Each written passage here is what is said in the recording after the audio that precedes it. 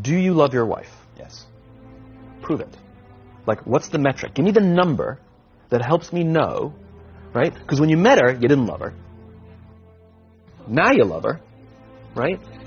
Tell me the day the love happened. It's an impossible question. But it's not that it doesn't exist. It's that it's much easier to prove over time, right? Well, leadership is the same thing. It's about transitions. So if you were to go to the gym, it's like exercise, right? If you go to the gym and you work out and you come back and you look in the mirror, you will see nothing. And if you go to the gym the next day and you come back and you look in the mirror, you will see nothing, right?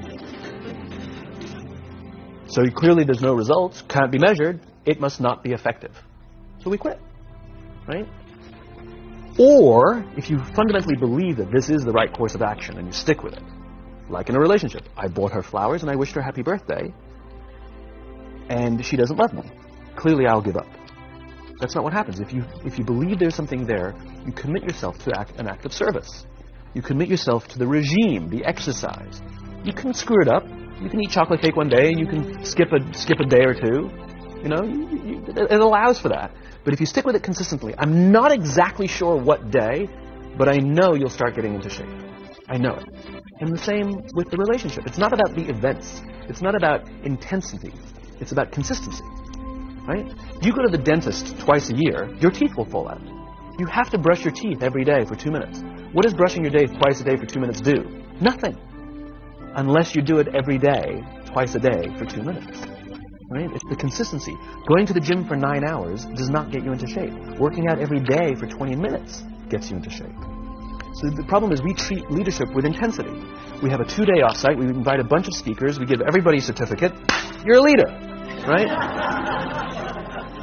Those things are like going to the dentist. They're very important. They're good for reminding us or getting us back on track, learning new lessons. But it's the daily practice of all the monotonous, little, boring things like brushing your teeth that matter the most. She didn't fall in love with you because you remembered her birthday and bought her flowers on Valentine's Day. She fell in love with you because when you woke up in the morning, you said good morning to her before you checked your phone. She fell in love with you because when you went to the fridge to get yourself a drink, you got her one without even asking.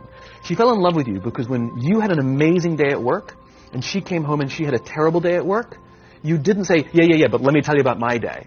You sat and listened to her awful day and you didn't say a thing about your amazing day. This is why she fell in love with you. I can't tell you exactly what day, and it was no particular thing you did. It was the accumulation of all of those little things that she woke up one day and as if she pressed a button, she goes, I love him. Right? Leadership is exactly the same. There's no event. There's no thing I can tell you you have to do that your people will trust you. It just doesn't work that way. It's an accumulation of lots and lots of little things that anyone by themselves is innocuous and useless. Literally, pointless by themselves. People will look at little things that are good leadership practices and say, that won't work. And you're absolutely right. But if you do it consistently, and you do it in combination with lots of other little things, like saying good morning to someone, that looking in the eye. My friend George, who's a 3-star general in the Marine Corps, he says his test for leadership, and I love this, he goes, his test for a good leader is if you ask somebody how their day is going, you actually care about the answer. The number of times we're walking to a meeting, we're rushing, we go, how are you? Not good, I got to get to you later, I'm late for a meeting. If you ask the question, you were standing there and you were listening to the answer. It's those little innocuous things that you do over and over and over and over that people will say, I love my job. Not I like my job. I like my job means, yeah, the challenge is great, they pay me well, I like the people. I love my job means I don't want to work anywhere else. I don't care how much somebody else is willing to pay me. I'm devoted to the people here, and I care desperately about the people here as if they were my family. In business, we have colleagues and coworkers. In the military, they have brothers and sisters. That's how they think of each other. If you really have a strong corporate culture, the people will think of each other like brothers and sisters. I mean, it's like a family, right? No. Brothers and sisters. Deep love. Fight, but the love doesn't go away. Bicker, the love doesn't go away. And I'll fight with my sister, but if you threaten my sister, you're going to have to deal with me. Right? We'll fight internally. We'll bicker with each other. But nobody's going to hurt each other. And if anything from the outside shows up, you're looking at a unified front. Brothers and sisters. Now, how do you create brothers and sisters out of strangers? Common beliefs, common values, parents, in other words, executives who care about their children's success, who care to raise their children, teach them skills, discipline them when necessary, help them build their self-confidence so that they can go on and achieve something more than you could have ever imagined achieving for yourself. That's leadership. An absolute love and devotion for the people who've committed their lives to this enterprise. It's a human thing. So just as you know how your body feels after a good workout, and you know how your body feels after a big greasy meal, you know that one is good for you and one is not, despite what it may taste like. And that's the problem with short-term gains, right? They feel really good in the short term. We're highly, highly, highly trained social animals. We're highly adapted social animals. We can feel social awkwardness, and we can feel when things are going well. You can sense it. You say you have this sense of laughter, around the office. Like, we don't walk around with blinders. We're, like I said, we're made to do this. That's why we can assess if somebody's trustworthy or not. That's why we keep our walls and we're like, yeah, his results are great, but I wouldn't trust him. As opposed to letting down your, like, I trust her with anything. I trust her with my kids, my money, anything. So we're highly attuned animals, and so we're good at sensing it. But I will say there is a caveat to your metric of laughter, which is a decent one, is that scale breaks things in human beings. As I said before, we're not made for populations bigger than about 150-ish. It's called Dunbar's number. Robin Dunbar, a professor from Cambridge University, theorized that we cannot maintain more than about 150 close relationships. And the way he defined a close relationship is, if you're at a bar with a bunch of friends and somebody comes in, would you ask that person to join you? And it's about 150 that we would ask them to come join us. And if you think about the reason, that actually makes perfect sense, which is there's two limiting factors. One is time. If you only gave 2 minutes to every person you know, you'd make no close friends. And the other one is memory. You just can't remember everybody. And so this is where leadership becomes very, very interesting. Because if you have a company that has a lot of people, 5, 6, 7, 800 people, 1,000, 2,000, 5,000 people, clearly you can't know everyone. And clearly as a CEO, like, I care about every single one of my people. You don't even know. Some of the people you work for who work for you are bastards. You don't care about them. Right? So it's a nonsense statement. But what you can say is, I desperately care about the people whose names I know and whose faces I recognize.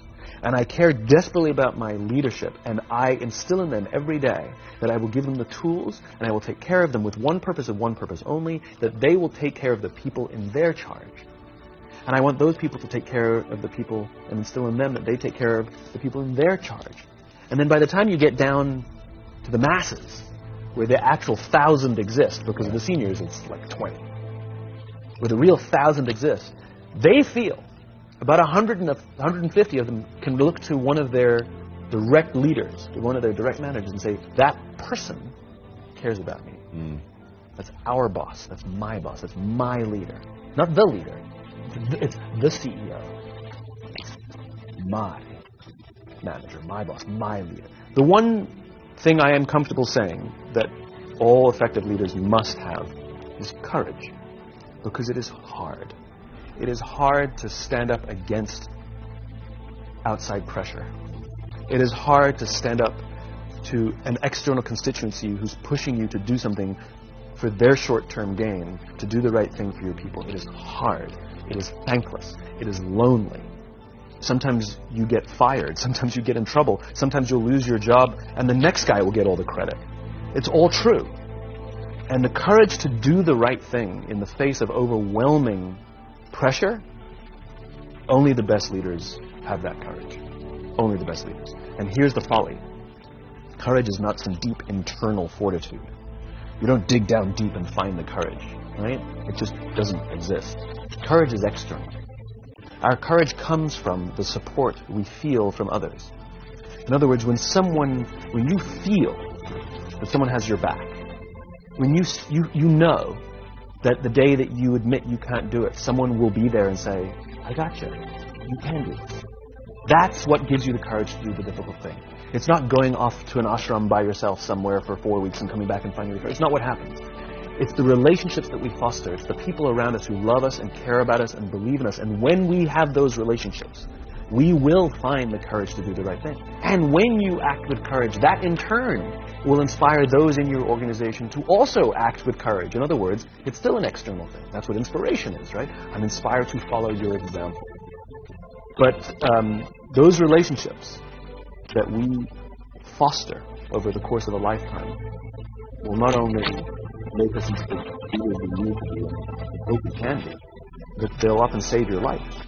They'll save you from depression, they'll save you from giving up, they'll save you from any